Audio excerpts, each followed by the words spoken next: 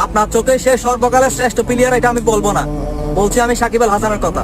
কিন্তু আমার চোখে সে সর্বকালের শ্রেষ্ঠ প্লেয়ার, বিশ্বের মধ্যে নাম্বার 1 অলরাউন্ডার, যে বাংলাদেশকে রিপ্রেজেন্ট করেছে।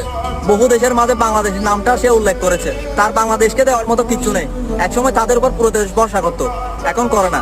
দিন শেষে হয়তো মানুষের ক্যারিয়ার একটু দুর্বল হয়, কিন্তু আমরা সেটা মানতে চাই না। হ্যাঁ, মানলাম দেশে যখন আন্দোলন চলতেছে, শত শত ছাত্র মারা হচ্ছে, তখন তার একটা কথার উপর হাজারো ছাত্র অপেক্ষা করছিল তার একটা কথার জন্য, কিন্তু সে তখন চুপ ছিল। ওই বিষয়টাতে তাকে আমি অপরাধী বলি। কিন্তু একজন খেলোয়াড় হিসেবে, একজন দেশের অলরাউন্ডার হিসেবে, বিশ্বের নাম করা অলরাউন্ডার হিসেবে, বাংলাদেশকে রিপ্রেজেন্ট করা হিসেবে, তার সাথে আপনারা আর কাউকে মিলাতে পারবেন না। অনলি 1% সাকিব আল হাসান। আপনার চোখে তাকে খেলোয়াড় হিসেবে কেমন লাগে যায় না। হ্যাঁ, অনেক সময় সে খারাপ খেলে, এটা সে দেশের সাথে বেইমানি করে না। হয়তো ওই সময় তার খারাপ ছিল, তাই তার পারফরমেন্সও খারাপ হয়েছিল, ওইটা আমাদের মানতে হবে। আর সে বিশ্বের সেরা অলরাউন্ডার সাকিব আল হাসান টেস্ট এবং টি-20 থেকে অবসর নিয়েছে।